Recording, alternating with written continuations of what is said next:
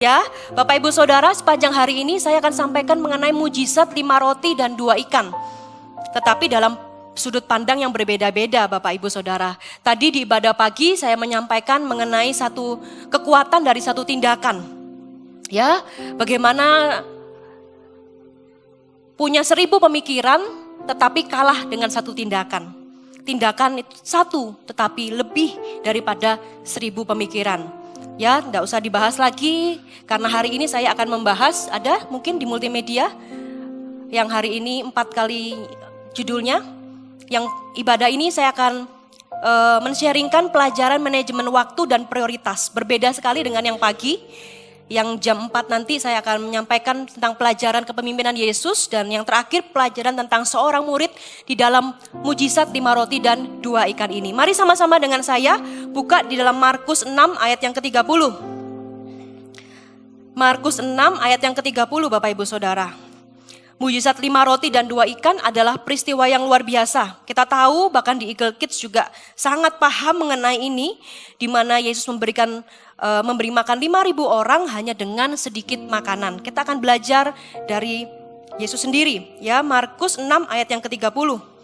Bapak Ibu Saudara sama-sama mengikuti. Kemudian rasul-rasul itu kembali berkumpul dengan Yesus dan memberitahukan kepadanya semua yang mereka kerjakan dan ajarkan.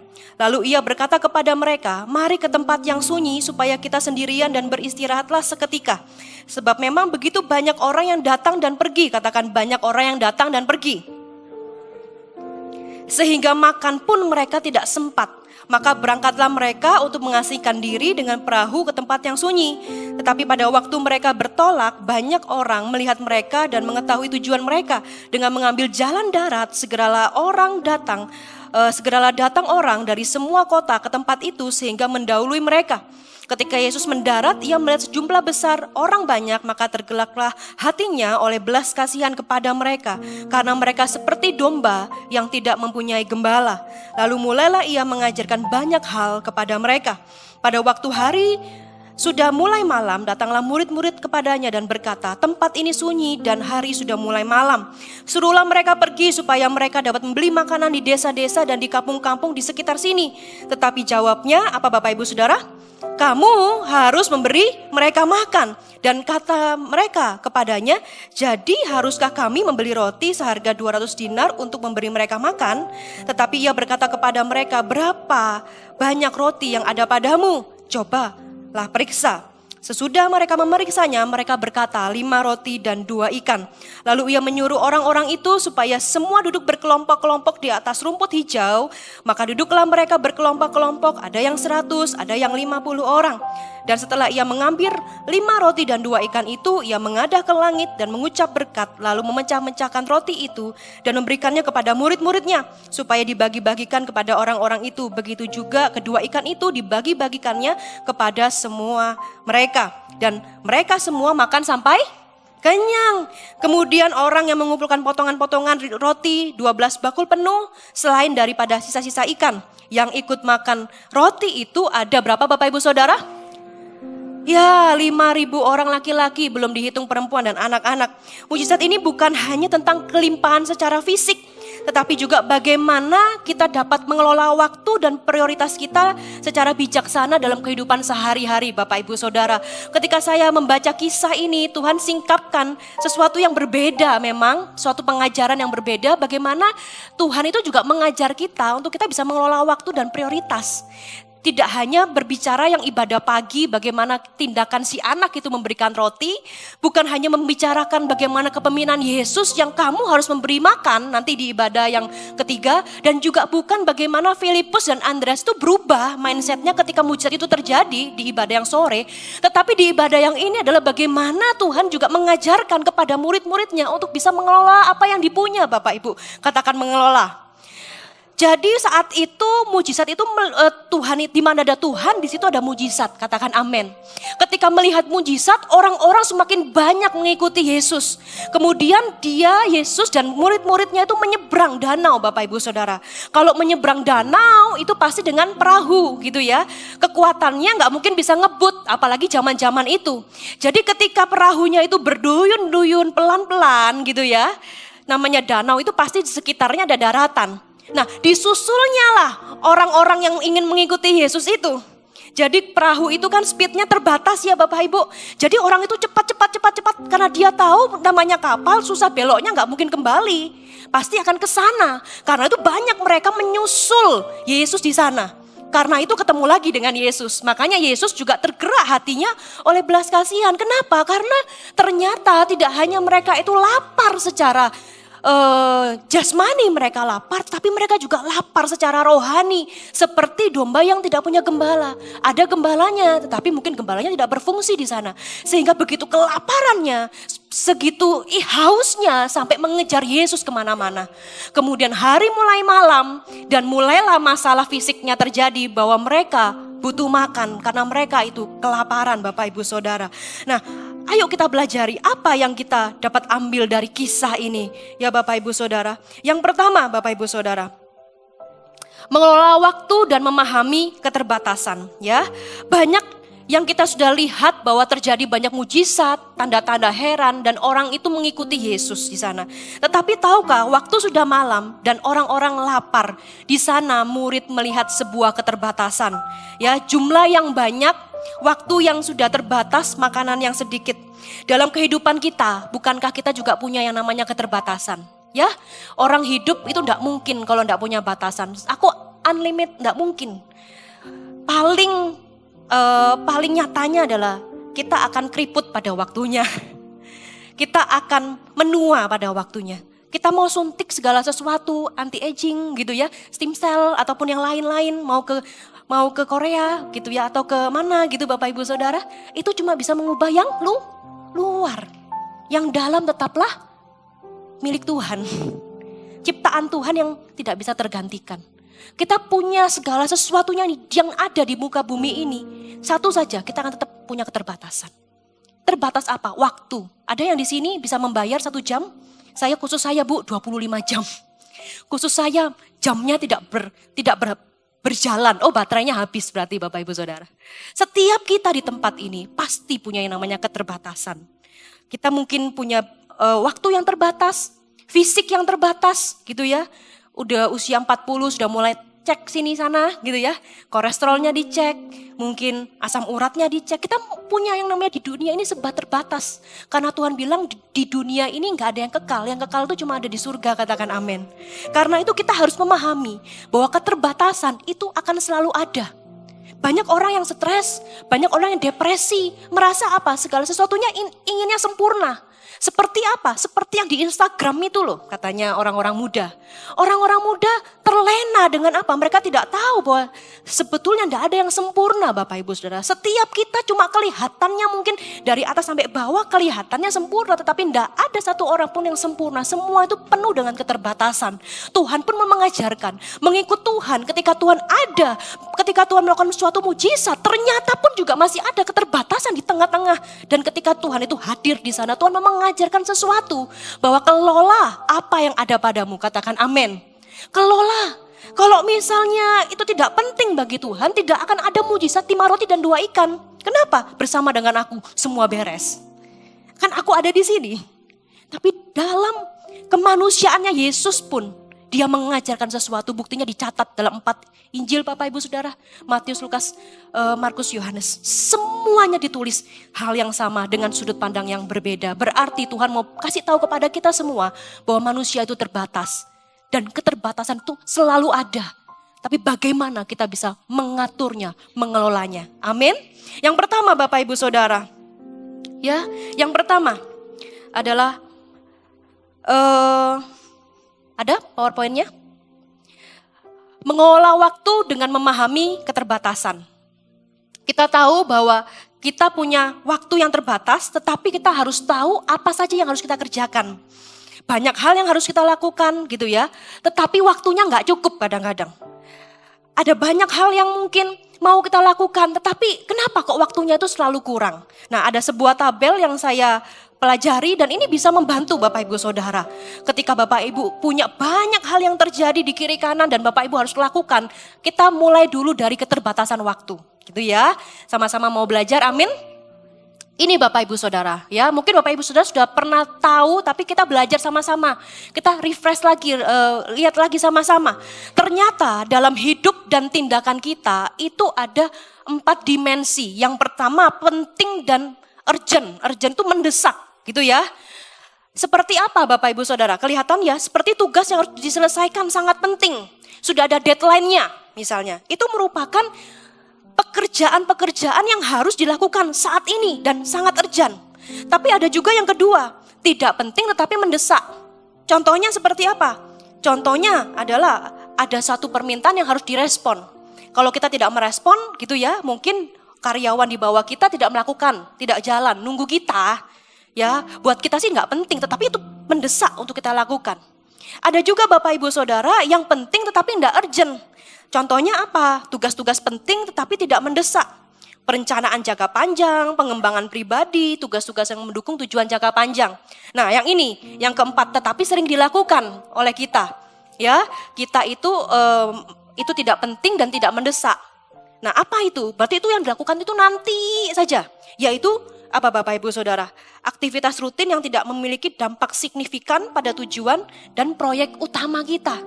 Nah, Bapak Ibu Saudara, kalau kita tahu dan kita bisa memilah-milah gitu ya Bapak Ibu, apa yang penting dan apa yang urgent dalam hidup kita, kita memiliki standar kualitas yang semakin hari semakin baik. Contohnya seperti apa? Kita lihat ke tabel berikutnya ya Bapak Ibu Saudara ya, langsung ke tabel berikutnya.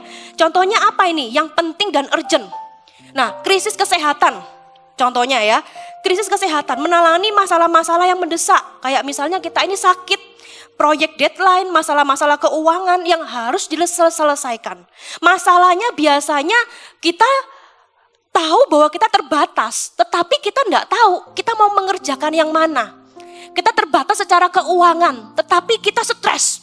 Aku enggak bisa ini, aku pusing, aku mau healing. Akhirnya uangnya yang ada, sisa yang terakhir jadi minus. Kenapa? Dipakai apa Bapak Ibu Saudara?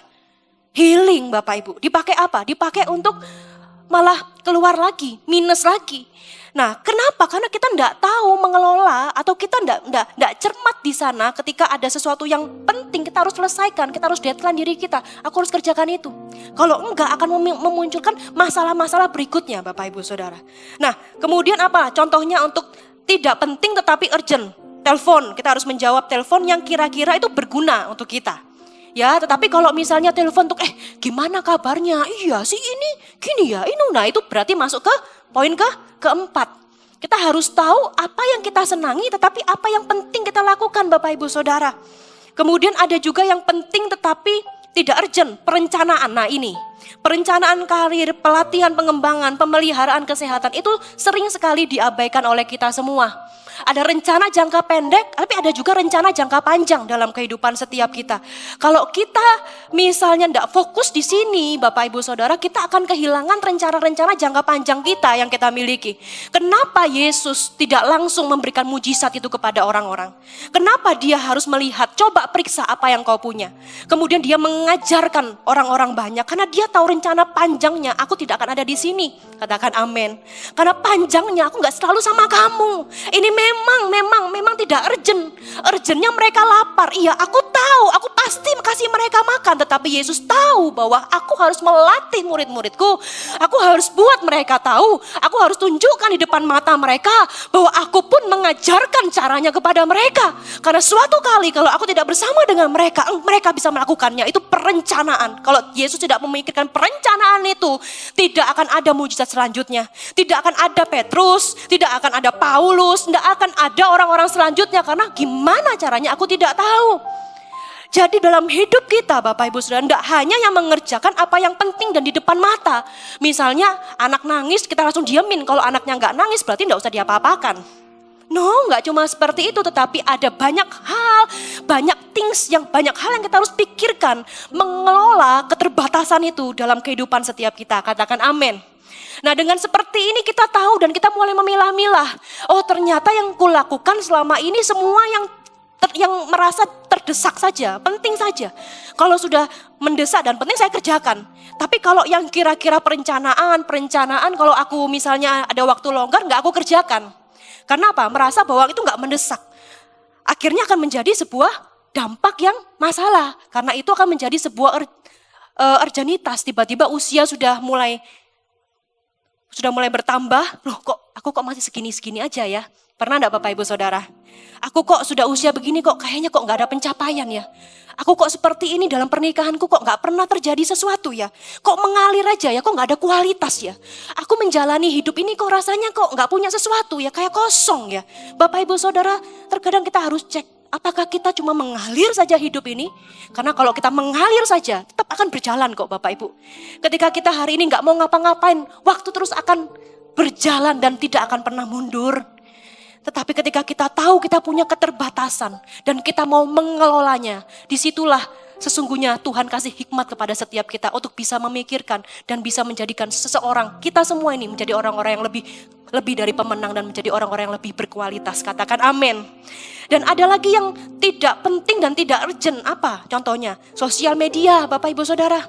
Kalau kita hitung berapa waktu yang kita lakukan di depan televisi. Mungkin kalau ibu-ibu masih melihat televisi gitu ya. Film-film yang ada. Ataupun kita yang melihat Netflix. Ya, drakor mungkin. Atau apa ya. Ya sosial media lain. Ternyata itu bukanlah sesuatu yang penting dan tidak urgent. Ketika kita habis main game, mungkin anak-anak yang AOG, dan kita merasa, aduh kenapa ya kok waktunya kurang? Karena kita tidak mengelola dengan baik Bapak Ibu Saudara.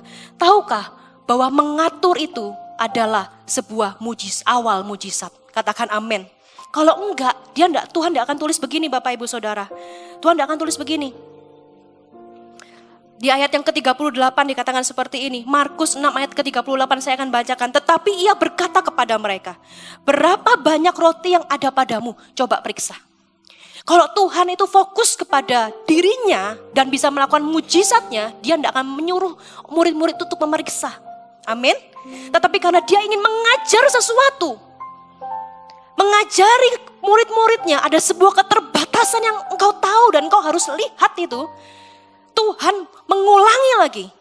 Padahal sudah berdebat di atasnya. Tuhan tidak cukup, 200 dinar tidak cukup. Ini banyak sekali sudah itu di ibadah yang pertama tadi. Bagaimana kita punya 1000 pemikiran itu kalah dengan satu tindakan. Tapi saya mau katakan bahwa Tuhan mengajarkan, coba periksa. Kamu punya berapa? Tuhan tahu terbatas. Itu sudah di atas. Tapi Tuhan melihat, kelola yang engkau punya. Katakan amin. Dikatakan seperti ini. Lalu mereka berkata, 5 roti dan 2 ikan. Lalu ia ini siapa Bapak Ibu Saudara? Ia ini adalah Yesus menyuruh orang-orang itu supaya duduk berkelompok-kelompok di atas rumput hijau. Maka duduklah mereka berkelompok-kelompok, ada yang 100 dan ada yang 50 orang. Dan setelah mereka mengambil roti dan 2 ikan itu, ia menghadap ke langit, mengucap berkat lalu memecah-mecahkan roti. Bapak Ibu Saudara, gak cuma diperiksa 5 roti dan 2 ikan.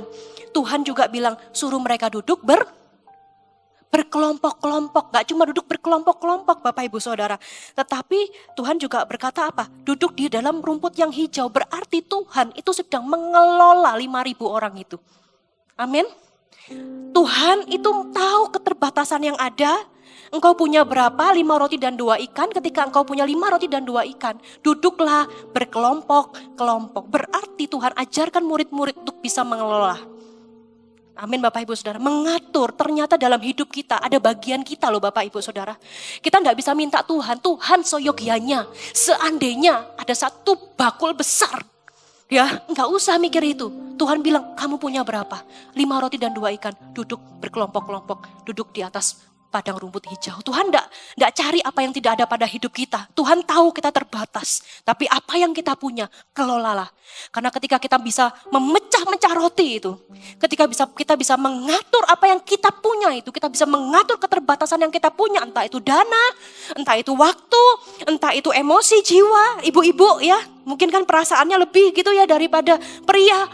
Kalau kita bisa mengatur apa yang kita punya, mengatur pemikiran kita, cara pandang kita, mungkin mengatur hati kita mungkin mudah pahit, mudah kecewa, mudah negatif thinking. Kalau kita bisa mengatur semua itu, sebentar ya, penting gak ya aku ini mikirkan orang itu aja gak mikir aku kok.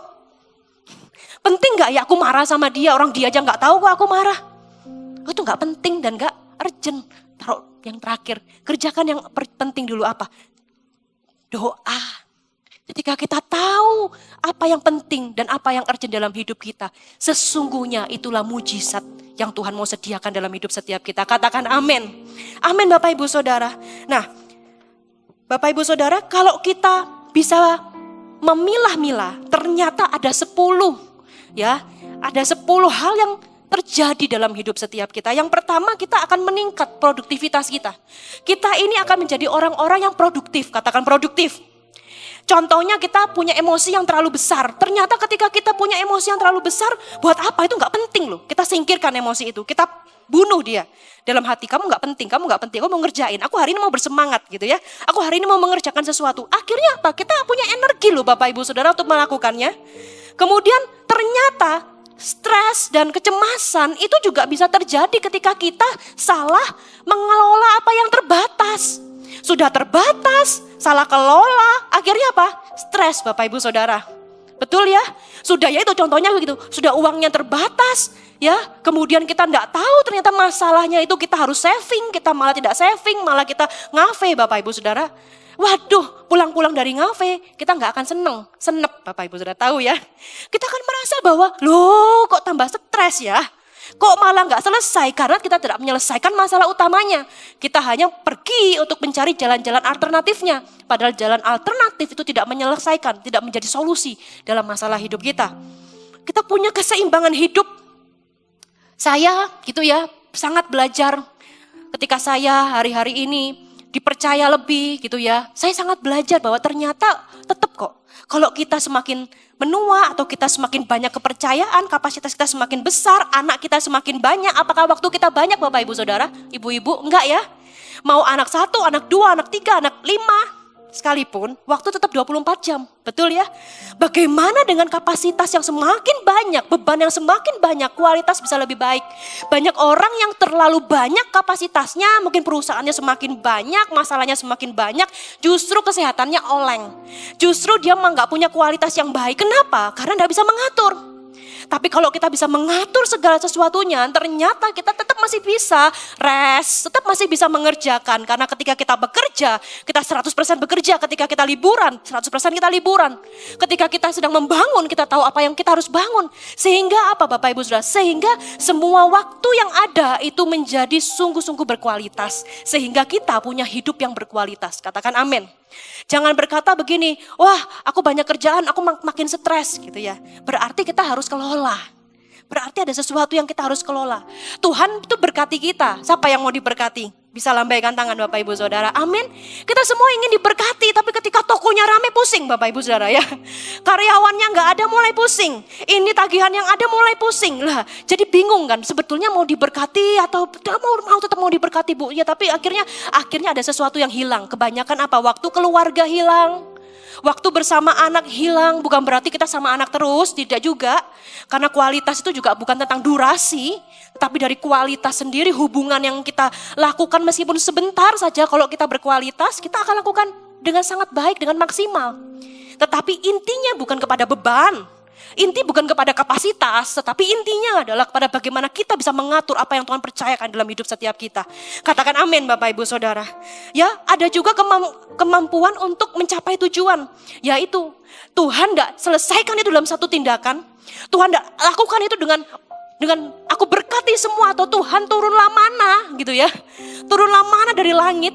Tetapi Tuhan juga ingin supaya kita bisa mencapai tujuannya. Tujuanlah jangka pendek dan jangka panjang. Sebetulnya proses yang Tuhan izinkan kepada murid-muridnya itu juga Tuhan izinkan loh Bapak Ibu dalam hidup setiap kita. Katakan amin. Mengapa kita terus diproses? Kenapa ya aku terus melakukan ini? Mengapa aku merasakan ini? Kenapa aku begini? Tahukah Bapak Ibu Saudara, ternyata Tuhan tuh tidak hanya selesaikan jangka pendek, tapi Tuhan mau berikan jangka panjang yang besar dalam hidupmu. Dan ketika kita menoleh ke belakang, kita tahu bahwa ternyata aku ditolong Tuhan. Iya Pak, iya Bapak Ibu Saudara. Karena apa? Karena Tuhan itu ingin supaya kita mampu menjadi orang-orang yang lebih dari pemenang. Menjadi orang-orang yang mampu untuk sungguh-sungguh merasa di dalam tangan kita sendiri bahwa ternyata Tuhan itu menyertai aku. Ternyata aku ini diurapi oleh Tuhan. Dan ternyata aku itu tidak menjadi ekor dan ekor, tapi aku dari ekor menjadi kepala. Dan itu semua karena Tuhan yang bersama-sama dengan aku. Dan aku pun mengelola itu. Amin. Bapak Ibu Saudara, ada kemampuan untuk mencapai tujuan. Meskipun kita tahu bahwa berkat itu datangnya dari Tuhan. Tapi kita harus tahu bahwa ada sebuah kontribusi, ada sebuah hal yang harus kita kerjakan. Murid-murid itu mengerjakan apa? Murid-murid itu mengerjakan itu semua, membagi kelompoknya, mendudukkan 5.000 orang itu di padang berlumput hijau dan membagi-bagikannya. Itu adalah pekerjaan dari si murid itu. Dia tidak hanya diam dan melihat Yesus, kau kan Yesus, kau kan raja di atas segala raja, lakukanlah mujizatmu. No. Tuhan mengajarkan kepada murid-murid, ada bagianmu, ada bagianku. Kerjakan bagianmu, kelola itu. Dan ketika murid-murid itu mengelola itu, dia bisa lihat, betul, bisa, ternyata bisa. Itulah yang Tuhan mau tunjukkan kepada kita semua. Katakan amin. Kualitas hidup yang lebih baik, kemampuan mengatasi tugas, karena kita teratur dan efisien, kita bisa tahu, ya, sehingga nggak ada penundaan, nggak ada kelelahan. Saya punya prinsip, Bapak Ibu Saudara. Saya punya prinsip gini, kalau bisa saya mengejar deadline. Bukan deadline yang mengejar saya. Ya, biasanya kan kita dikejar deadline, betul ya? Aduh harus ini, aduh sudah jamnya, aduh sudah tanggalnya, aduh gimana ini sudah waktunya. Kan kita jadinya apa? Sempoyongan ya Bapak Ibu Saudara. Tapi saya merasa bahwa kalau saya tahu itu ada deadline, saya yang akan mengejar dia. Maksudnya gimana? Saya akan selesaikan sebelum deadline itu ada. Jadi saya kadang-kadang tuh memacu diri, ayo gitu ya. Ayo saya duluan apa kamu duluan yang datang gitu ya. Tiba-tiba kalau bebannya begitu banyak sekarang gitu ya, PR-nya begitu banyak, wah saya harus mengelola lagi. Saya harus ngatur lagi waktunya. Waktu yang mana ya, saya harus kerjain yang mana. Tapi bagi saya secara pribadi, bagaimana kita bisa membuat kualitas hidup saya lebih baik lagi. Saya harus terus mentrain, melatih diri saya. Gak hanya sekedar hebat secara ilmu saja, tetapi dalam diri saya juga harus terus yang namanya diubahkan. Terjadi perubahan hidup dalam diri saya. Katakan amin. Ada perbedaan. Kalau orang yang terlatih di dalam seminar, dalam webinar, mereka hanya terima ilmu. Tapi belum tentu dilakukan. Betul ya Bapak Ibu Saudara? Wah bagus.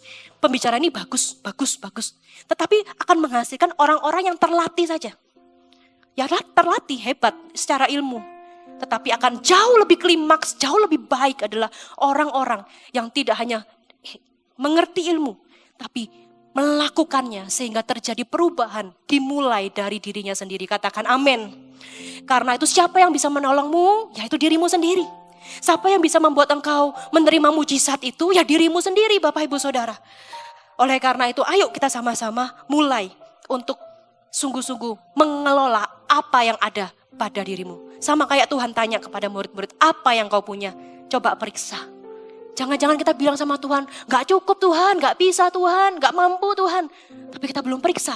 Ternyata ada yang belum dilakukan, ada yang belum dikelola dalam hidup setiap kita. Bapak Ibu Saudara, katakan amin. Ya, nah Bapak Ibu Saudara, yang kedua adalah ketika kita sudah mulai coba periksa gitu ya, apa yang ada, mengelola waktu dengan memahami keterbatasan, kita kelola karena kita tahu waktunya itu terbatas. Yang kedua adalah prioritas dan mengandalkan Tuhan di atas segalanya. Prioritas dan mengandalkan Tuhan di atas segalanya. Di dalam Markus 6 ayat yang ke-41 gitu ya Bapak Ibu Saudara, kita akan kembali. Saya akan bacakan. Dan setelah ia mengambil 5 roti dan 2 ikan itu, ia menghadap ke langit dan mengucap berkat. Katakan mengucap berkat. Lalu memecah-mecahkan roti itu dan memberikannya kepada murid-muridnya, supaya dibagi-bagikan kepada orang-orang itu. Begitu juga kedua ikan itu dibagi-bagikannya kepada mereka semua. Bapak Ibu Saudara, ketika Yesus itu memeriksa dan mereka memberikan itu kepada Tuhan, Tuhan pun tidak langsung membagikan. Tapi dia mengajarkan untuk bersyukur kepada apa yang kau punya. Bersyukur, dia naikkan itu dan dia berkata, thank you Tuhan, gitu ya.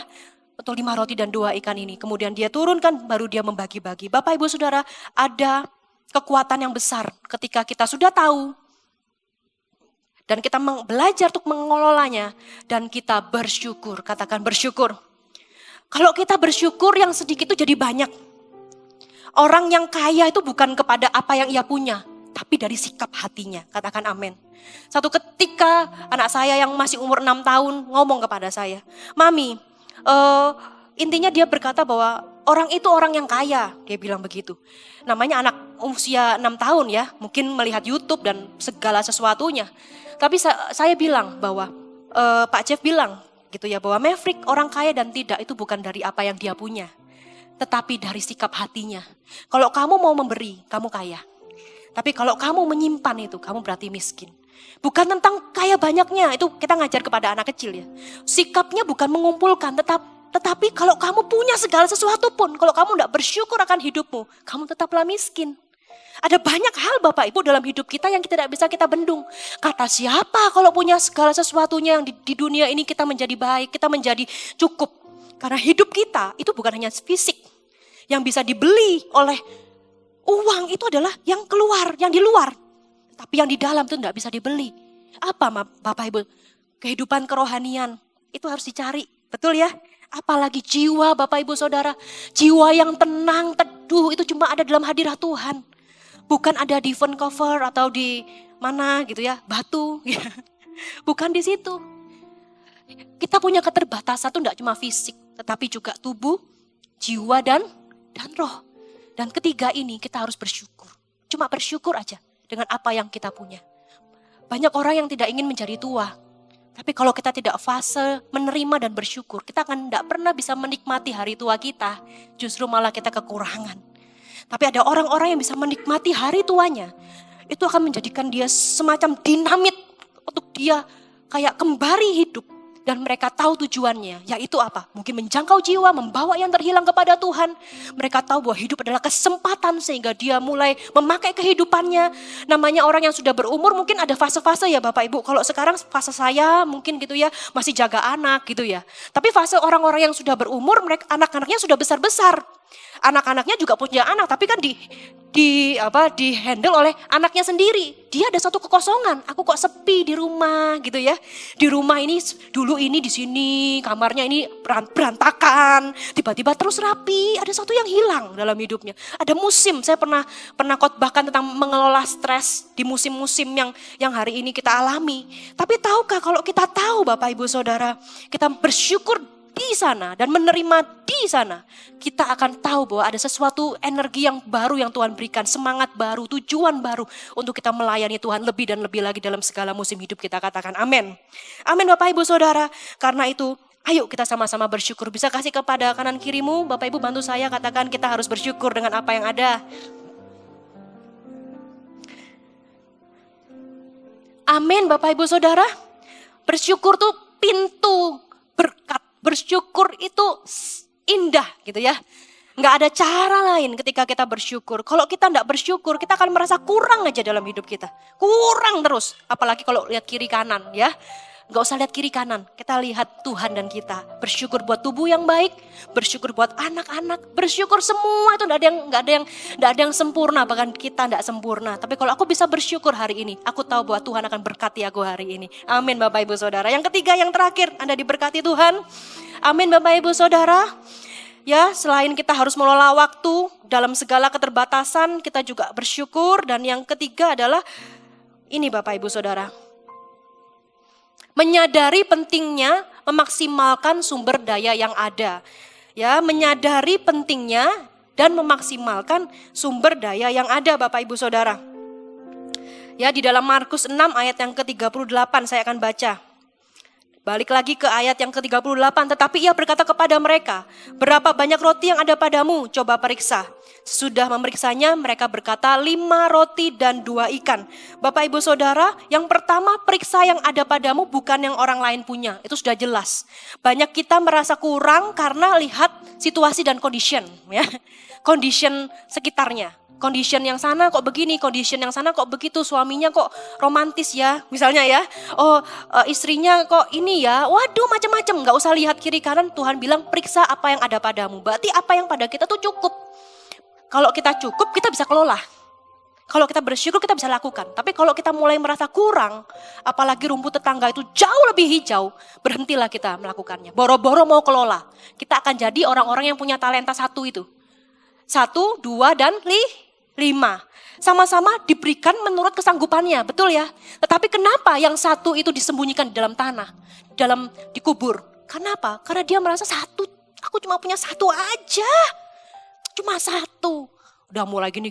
Kenapa? Dia lihat kok 2, kok 5. Padahal Tuhan tuh bilang menurut kesanggupannya. Kalau dikasih 5 juga bisa koit Bapak Ibu Saudara kalau nggak kuat. Bahasanya begitu.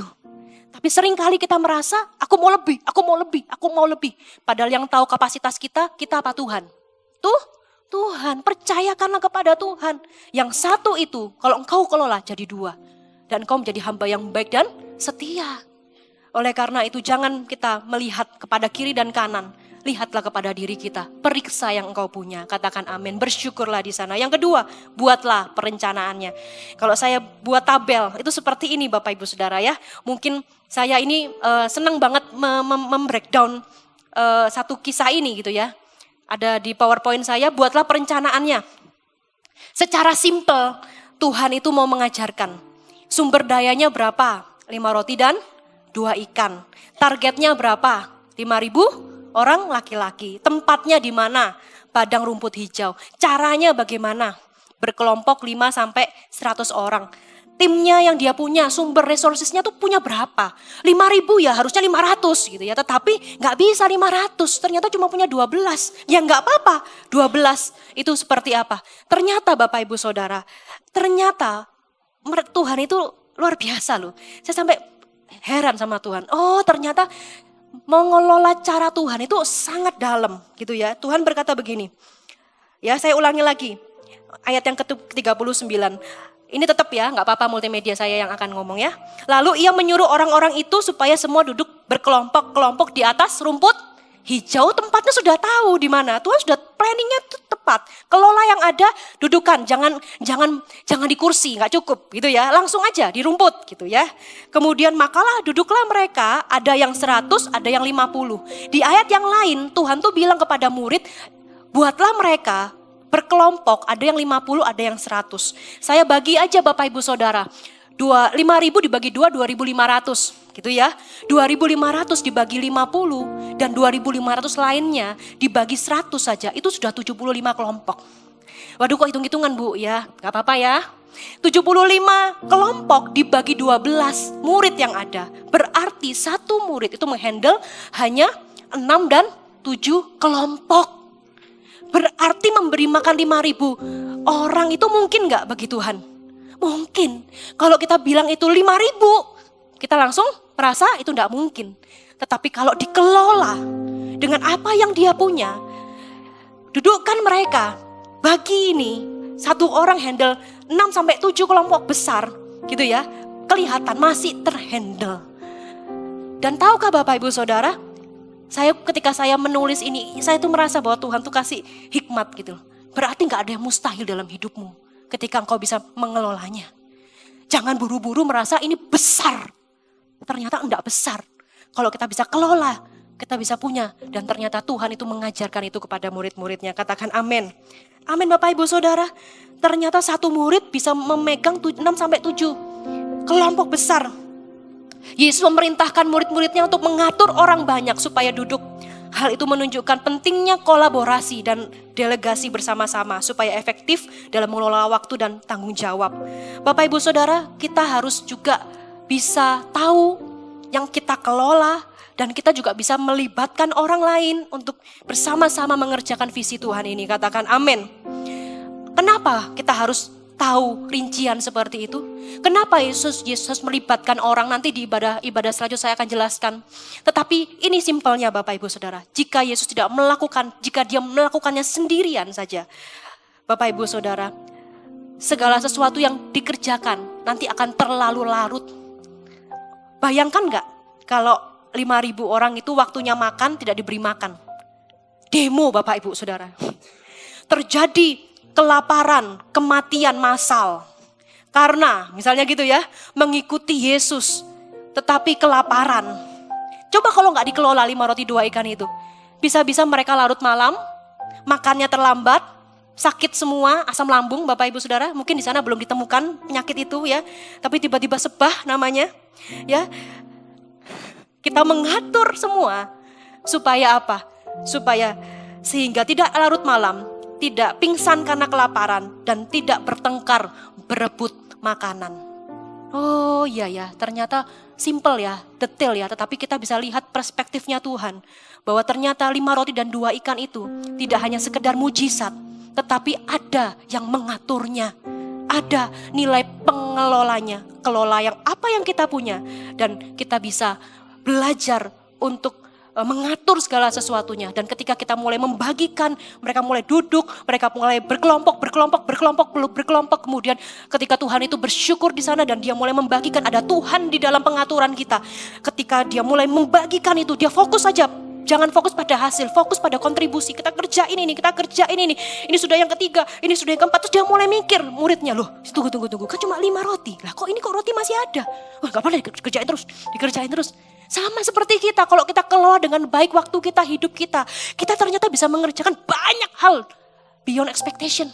Lebih dari apa yang kita ekspektasikan, betul Bapak Ibu Saudara? Lebih dari apa yang kita pikirkan bahwa aku bisa melakukan itu. Karena Tuhan juga bilang, engkau akan melakukan pekerjaan-pekerjaan yang jauh melebihi aku. Tuhan ingin kita melakukan pekerjaan di luar batas kita. Keluar dari batasan kita. Keluar dari kita berkata, aku gak bisa. Keluar dari kita berkata, oh itu mungkin orang lain bukan aku. Keluar dari krisismu Bapak Ibu Saudara. Kita harus keluar menjadi orang-orang yang pemenang. Dimulai dari mengelola apa yang kita punya. Katakan amin. Amin Bapak Ibu Saudara. Kelola tidak hanya terukur, tidak hanya kualitas, tetapi ada kuantitas, ada hitungnya. Ada hitung-hitungannya. Yaitu apa? Ada 5 dikatakan. Justru di ayat yang terakhir itu melompat dalam hidup saya. Dikatakan gini, yang ikut makan roti itu ada 5.000 orang laki-laki. Wow, berarti Bapak Ibu Saudara tahukah bahwa gak cuma begini, aku merasa aku sudah sukses. Aku merasa segala sesuatu sudah baik. Ternyata ada nilainya. Siapa yang hitung? Pertanyaan saya gitu. Siapa yang hitung Bapak Ibu Saudara 5.000 itu? Ya, karena dibagi 50 dan 100. Sehingga mudah. Satu murid menghitung 7 kelompoknya ada berapa. Dibagi semua. Kasih kepada Tuhan rekapannya. Kelompokku Tuhan segini. Kelompok 1 segini. 12 kelompok. Sehingga ditulis mereka itu 5.000. Gak ada loh Bapak Ibu. Zaman dulu itu pelayanan data ministry. Yang sekarang ini data ministry gak ada. Tetapi seseorang yang bisa mengatur. Dia tidak hanya membagi-bagikan. Tapi dia juga bisa mengelola sampai ada hitungannya. Ada sisanya. Sampai kenyang. Ada sisa 12 bakul, itu pun dihitung. Berarti ada timnya di sana. Ya. Dan setelah orang-orang makan hingga kenyang, Yesus meminta murid-murid mengumpulkan sisa makanan agar tidak terbuang. Untuk sumber daya selanjutnya dikelola supaya tidak boros atau tidak mubazir, tidak dihamburkan. Berarti ada sisa 12 bakul. Tuhan mau ajarkan. Bukan untuk hari ini aja. Ada jangka panjang. Ingat yang tadi pengelolaan waktu Bapak Ibu Saudara. Ada yang mungkin tidak mendesak tapi itu penting. Kelola itu. 12 itu dibawa. Kenapa? Karena Tuhan mau mengajarkan bahwa kamu harus setia juga. Dalam apa? Dalam berkat-berkat yang mungkin kecil itu. Sudah kenyang, gak butuh. Gak butuh, aku sudah kenyang gitu ya. Tapi itu Tuhan ajarkan. Ditulis di dalam ayat. Bahwa kumpulkan, Yesus meminta murid-murid mengumpulkan sisa makanan agar tidak terbuang. Wow, ternyata Bapak Ibu Saudara, Tuhan itu baik ya. Kita harus kelola waktu kita dengan efisien dan maksimal. Hargai momen, ya, digunakan setiap waktu yang ada dengan penuh hikmat, mengelolanya, mengevaluasinya, membangun ritmenya supaya bisa lebih efektif lagi. Supaya kita bisa mengerjakan 24 jam yang sama. Tetapi 24 jam yang diberkati oleh Tuhan. Amin. Anda diberkati Tuhan Bapak Ibu Saudara. Kasih tepuk tangan buat Tuhan Allah kita. Besar kasih